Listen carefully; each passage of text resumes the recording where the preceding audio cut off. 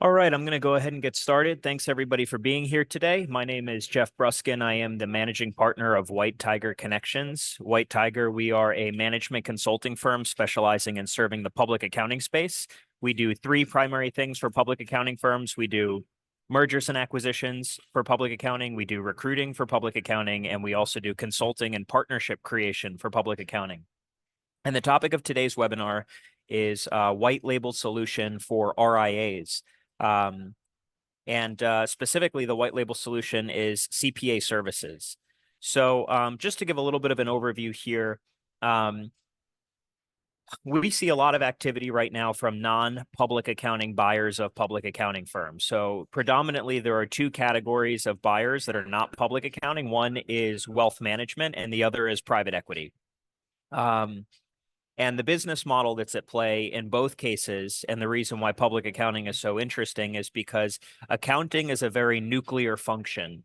When you do someone's taxes, especially, but also in a business context, when you're working with maybe accounting advisory services or fractional CFO, that kind of financial advisory, not in the wealth management sense, but advising either an individual or their business on their financial strategy or tax saving strategy, meaning the public accounting aspect of financial services, that's a very nuclear function to the life of the individual and the life of the business owner. And private equity realizes this, and they've become very bullish about acquiring accounting firms so that they can build out what we call the platform business model.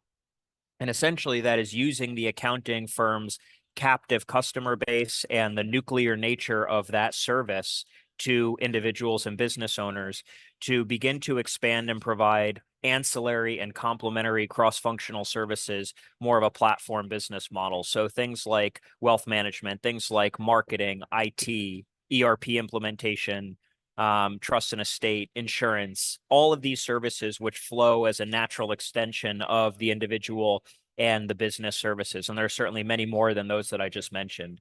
So private equity is very interested in accounting. We see a lot of roll-ups happening in the space today. And wealth management, similarly, very interested in accounting. And it's for a little bit more of a tactical reason rather than this highly strategic one. Typically, what we see is that wealth management is interested in buying accounting firms because they like to market to the captive client base. That is the accounting firm's audience. And to a wealth manager, it's often very worthwhile for them to buy an accounting firm simply to cross-sell wealth management services, even if they, this is a pretty powerful statement, even if they're running the accounting business at a loss. That's how meaningful it is to cross-sell asset management and related financial services that are not part of that core accounting firm's business model. So there's a lot of appetite for buying accounting firms right now in the market from accounting firms as well as from non-accounting buyers. There's also a really endemic problem with buying accounting firms, which is really, if we pin the nail exactly on the bullseye, the problem is talent. It's talent specifically in the context of how to staff competent successor or client advisory level professionals, right? That's really where the biggest problem is. And there's no easy answer to that question. A lot of wealth managers and private equity firms that have bought accounting firms are finding that they have bit off more than they can chew, and that talent is scarce, and that retaining the talent, which is already replete in those organizations and already capacity challenged, becomes more difficult when, as a non-accounting firm buyer of an accounting firm, you don't really understand the intimate cultural nuances of what is required to retain, incentivize, attract staff in this very difficult talent market in accounting. And we could talk for a long time about this talent problem and some of the solutions that exist. And I do believe there are solutions. In fact, recruiting is one of the things that our firm provides, and we do so very successfully for our clients. But it takes, at the very least, a sober and human approach to solving the problems, coupled with technology, remote infrastructure, firm design. Is really, it's going to take this complementary and multifaceted sort of solution mindset in order for the next generation of accounting firms to be successful in this talent-strapped market. AI is a great thing. It's very powerful, but technology is not developing fast enough to offset the talent crisis that's replete in the profession right now. So where does that leave accounting firm buyers of accounting firms? Well, accounting firms tend to understand how to do the talent acquisition thing better than non-accounting firms do most of the time. So yes, the capacity challenge is a big deal for accounting firms, buying accounting firms, but it's less of a big deal than it is for non-accounting firm buyers, wealth management and private equity. So where is wealth management and private equity left with this talent crisis? And that's kind of where we start to get into the topic of today's webinar.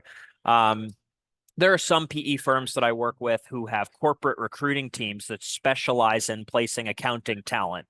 If you have that level of sophistication, you can be highly successful as a non-accounting buyer of accounting firms. But in my opinion, the number one most important thing, if you are a non-accounting firm buyer of accounting firms, is not the sophistication of your data room. It is not the access to capital that you have. It is not your grandiose vision for what you can do with the firm and the client base. It's your staffing strategy and your ability to tactically execute your staffing strategy. So there are some firms that have really invested in their recruiting methodology, philosophy, value proposition, compensation trajectory, the HR side of the business model, which is probably more important in accounting than it is in any other space I have ever encountered. And I have a executive search background working cross-functionally in a lot of industries. Accounting is the hardest. It really is. There's a lot of reasons for that. But a lot of wealth management struggle with this. They don't really understand how difficult it is. They see this very shiny object, which is, well, if I buy an accounting firm, I'm going to have, unlimited access to market to their captive client base. I can run this business at a loss because it's so valuable from a cash flow perspective, as well as from an enterprise value perspective. The more assets under management that I maintain, my enterprise value is going to rise much more quickly than, say, a public accounting firm, which tends to go for 1 to 1.5 times gross revenue. In some, bizarre and exceptional cases, it can get up to 2 times gross revenue. But wealth management, they're trading at north of a 3 times growth revenue multiple. So, you see the attractiveness of wealth management looking to gain more assets under management. The acquisition market of wealth management firms buying other wealth management firms has kind of matured in the last several years. So it's a natural, kind of extension of their core strategy to think, well, the next frontier is to acquire accounting firms. And we see a lot of appetite for this, but it's not that easy. As a matter of fact, I think after being in the accounting profession and living in the, ancillary space of the wealth management profession for about 5 years now, running an accounting firm is a lot more difficult than running a wealth management firm. It's more difficult because of the staff. It's more difficult because the work is more variable. It's more difficult because the work is more compliance complex. It's more difficult because clients have different expectations, and for other intangible and more tangible reasons. It's just harder to run that space. And you layer that onto the talent crisis, which is in the profession. It's a tough thing to do. So where does that leave wealth management? Well, certainly if you want to invest in recruiting, if you really want to do this like a private equity firm does this, you can do it. You can buy accounting firms successfully. A lot of wealth management firms, you might say, well, I don't need to buy a firm. Maybe I'll just partner with somebody. The problem is, partner with a CPA. The problem is that most CPAs are not entrepreneurial enough to see the forest through the trees. Some of them, it's from a personality standpoint. They kind of remain very vigilant on just providing their core business model. And they don't have, like I said, the peripheral vision to think about adding these cross-functional services in, which are going to provide more value to the client, more revenue flowing through to their bottom line. Unfortunately, there's just a large lack of entrepreneurialism in the profession.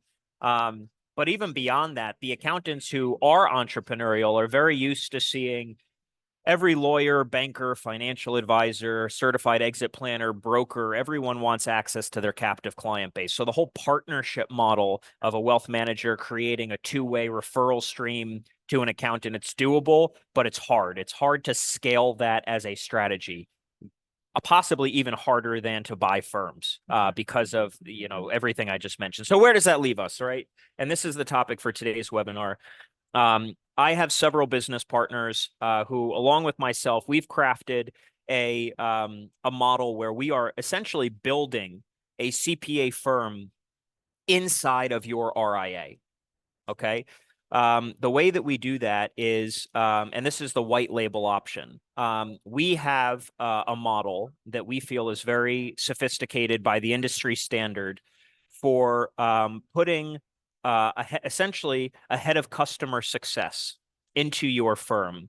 And that head of customer success is someone who is an extension of our team and who can operate as an extension of your team. So your financial advisor quarterbacks with our head of customer success when you have a client that is in need of tax advisory to complement the tax planning strategies that you're doing as an RIA or an IRA, excuse me, tax advisory, tax compliance, accounting advisory, CFO, controllership, bookkeeping, payroll, AR, AP, all of the accounting functions, financial coaching to the extent that clients require that and that it's complementary to the advisory service that you provide, trust and estate creation and maintenance and asset protection. These are all services that public accounting firms offer. What we do is we offer these services as an extension of your core team. And we have, I'm going to be bold and say, unlimited capacity in order to serve your clients as a white glove extension of your service as a financial advisor. And you might be wondering how we do this, because this is not an easy thing to do. Most accounting firms are already strapped in terms of their capacity to serve clients. We have the ability to serve clients, whether you are dealing with more of a retail clientele, AGI households that are maybe $100,000, as small as that, all the way up to working with ultra high net worth individuals and their closely held entities. And the way that we do this is most of the profession in accounting places a partner, someone who's highly technically competent, very client relationship management oriented, as the tip of the spear, right? You have a partnership structure just like you do in a law firm, where if you have a client in a law firm, they're going to go to the top if it to interact with the client regularly. Well, our main shepherd that brings clients through our process and our experience is not actually a partner. It's this head of customer success. And this is a business model that we think is very game changing for the profession. We have partners on our team who are the highly technically competent folks who can do complex tax planning and kind of blueprint design, blueprint architecture as pertains to all of the various public accounting services that your clients may require as they go to sell a business, or if they're looking to provide or obtain a quality of earnings report on an M&A transaction that they're considering, trust and estate creation, payroll, any of these services, whether tactical or strategic, that they go through in their financial lives. We have the ability to serve and augment and complement these services, these financial services, mainly asset management, that you are providing to your clients, Mr. or Mrs. RIA. And we do that by using this head of customer success to work with your financial advisor. You quarterback, and we help to set the playbook in motion. So our head of customer success scopes what your client needs. They detail how we work as a firm. And if the situation that they have is complex enough that it requires one of our partners to get involved in a blueprint capacity, they do so. Okay. Now, once the partner gets involved and creates a blueprint for a tax plan, and all of the tactical services that are required in order to execute that tax plan efficiently, the partner kicks the ball back over to our head of customer success, and that person works with our vertical leaders in order to create the blueprint that the partner has outlined. So who are the vertical leaders? This is our tax manager. This is our accounting manager. This is our head of trust and estates. This is our financial coach. The people who are doing the tactical work are not partners. And this is true as well in accounting firms. Accounting firms, the partner is managing the relationship with the client, and they are doing the strategic work to guide their team on how to deliver for the clients. The problem that most accounting firms have is, and this is the exact problem, is they don't have capacity, is that the partners lack the administrative and operational support in order to take on new clients. And they also lack competent right-hand people who can project manage specific initiatives that clients require. So there's kind of a hollow middle in the accounting profession. You have the very senior partners, and then you have junior staff, and you don't have a lot of people in the middle. Well, we've solved for that middle model by hiring people who are these vertical leaders, the tax manager, the accounting manager, et cetera, who stay in the back office. These are not people who need to interact directly with the client. The only people on our team who interact directly with your clients, Mr. or Mrs. RIA, is our head of customer success.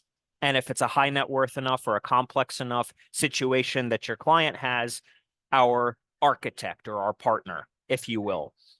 For more of retail clients, again, the 100,000 AGI household, even the $250,000 or $300,000 AGI household, if it's simple W-2 type situations, they don't even need to interact with our partners. Our head of customer success, she is a people person.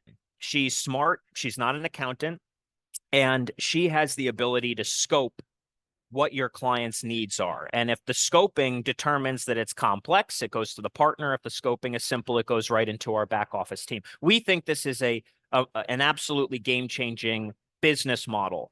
And we're seeing it executed successfully. One of our partners who we have created this firm with is a gentleman named David Auer. He's an accountant in Tulsa, Oklahoma, meeting him in person for the first time in a couple of weeks.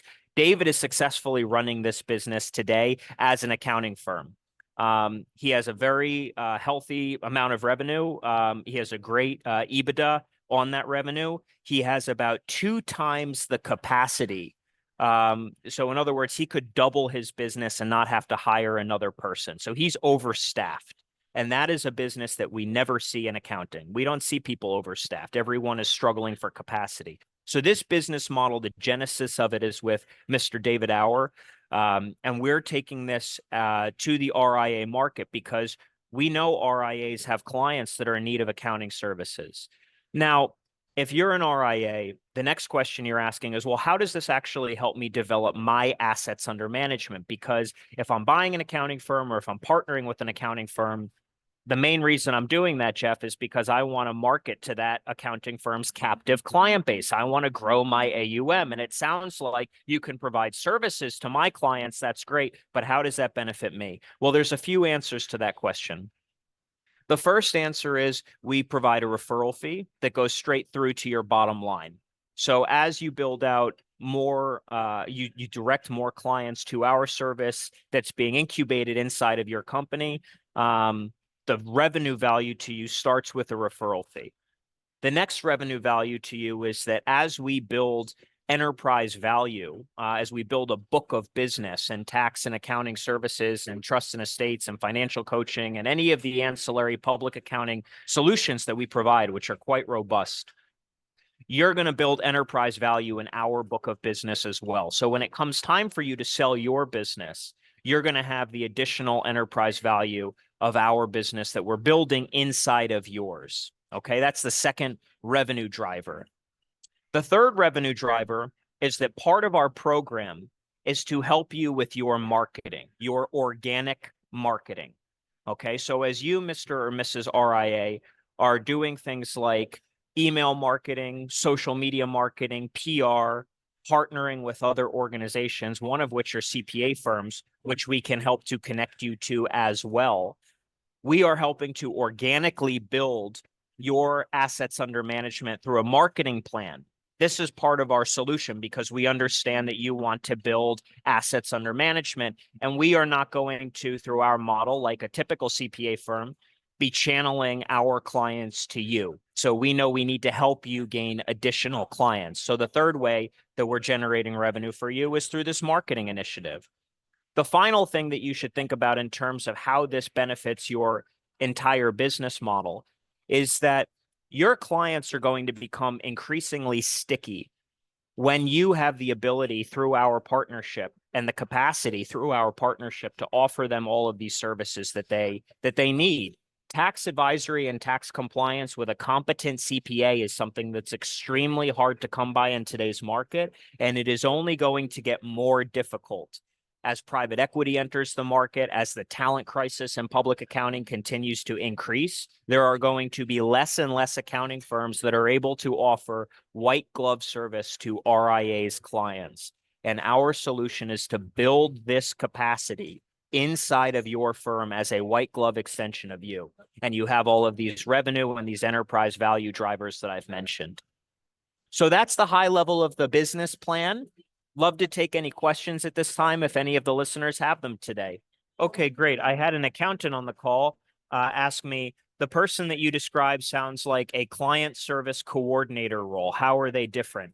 That's a great question. So I'm not sure that they are. A client service coordinator is very much like this head of client success that we have on our team.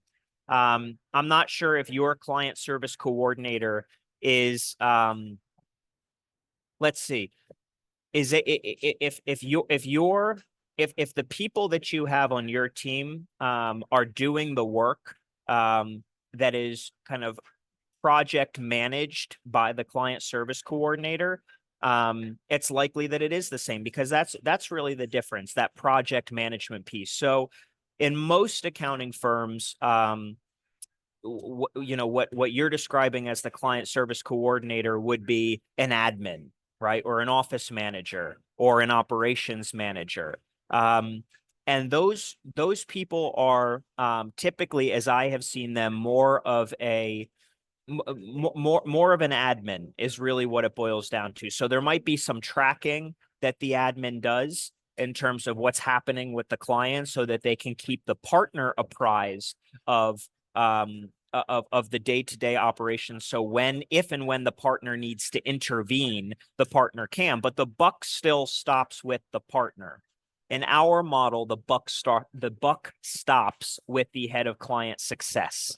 That's really what the difference is. So the ownership, the responsibility of the client engagement and the success of the client engagement does not rest with the partner. It rests with the head of client success. The partner's function is to create a blueprint for what the strategy should be. And that's really the essence of the difference. Great question. Looks like we just got one more question, so I'll answer that. In the accounting industry, partners are loath to have someone stand closer to the client. It's the trusted advisor role that CPAs expect. I think that's a great point. And this really boils down to, who the client is, what the type of client is. If we're talking about high net worth individuals, where tax planning or CFO level accounting advisory is something that they regularly require. And, we're working with businesses that have significant revenue, and the CPA is able to really add significant value. There's certainly a consultative value that no one but the partner in the CPA firm can provide. The problem with that, okay, as a business model, if we talk about the accounting profession rather than the wealth management profession for a second, the problem with that is that your time is limited. You only have so many hours that you can offer consulting services. And chances are you're going to be billing them on a monthly retainer basis, or you're going to be billing them on an hourly basis. This business model, right? And we talk about business model for the RIAs or wealth managers on the call. And the reason that's so important is because the number of CPAs who are in the market today, especially leadership CPAs, is diminishing very rapidly. So where we go from a future of this profession standpoint needs to be that we do more with less CPAs. So how do we do that from a business model perspective? Well, if we're talking big businesses, ultra high net worth individuals, is there hand-holding that the CPAs do that can be done by non-CPAs, whether it's a financial coach or a tax manager or someone else? Absolutely. The answer to that question is emphatically yes, if the partner is scoping the project successfully. And I understand there can be innumerable projects that come up in a single month, right? But but with enough foresight, maybe it's a quarterly meeting rather than a weekly or a bi-weekly meeting, at least a monthly meeting that the CPA has rather than a weekly or a twice weekly meeting. And a lot of this comes down to the question within your question, which is partners are loath to have someone stand closer to the client. It's not actually about providing the highest quality service to the client, right? That there's advancements that can be made in service quality with the reduction of a CPA's time, with the appropriate leadership and program management level initiative in place by the partner. The challenge more so is, does the partner have the trust that someone is whoever is managing the client relationship is not going to steal that client, A, and B, is not going to make the partner look bad. Those are both of those material points. As far as stealing the client is concerned, with this head of customer success model, the client is building primarily the relationship with the head of customer success. Yes, not the partner, but the head of customer success is not an accountant. Understand that the head of customer success can't take the client, because how are they going to serve the client? And could they just go to another firm? Sure. But are other firms going to operate with this level of sophisticatedness? I don't think so. So that's one aspect to this. Is anywhere else that the head of CX would go would need to have the ability to provide very high quality service to the client, because the whole premise of this model is to provide higher service to the client, not lower service to the client. All right. And maybe that needs to be unpacked more in another webinar. As far as trust is concerned, there are people out there who are phenomenal from a customer relationship management standpoint. And accountants, if you are a micromanager and you need to remain closest to your closest client, I understand, but you're never going to evolve out of running a traditional firm.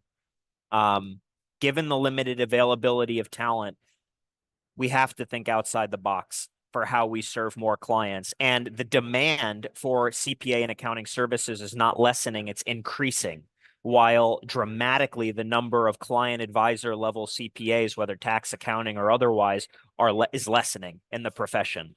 So from a business model standpoint, we have to be open-minded, or else anyone other than the 50 super firms that will emerge in the next 10 to 15 years with private equity's very significant foray into the market, everyone else will go out of business. They're either going to shut off the lights or get gobbled up by larger firms as the space becomes entirely commoditized. Any entrepreneur, any small firm that has aspirations of scaling and growth in the context of the talent crisis that we live in today needs to be thinking in new terms. All right, everybody, I hope this was helpful to you. Please email me or send us a message on our website if you have questions and you'd like to learn more. Have a great weekend.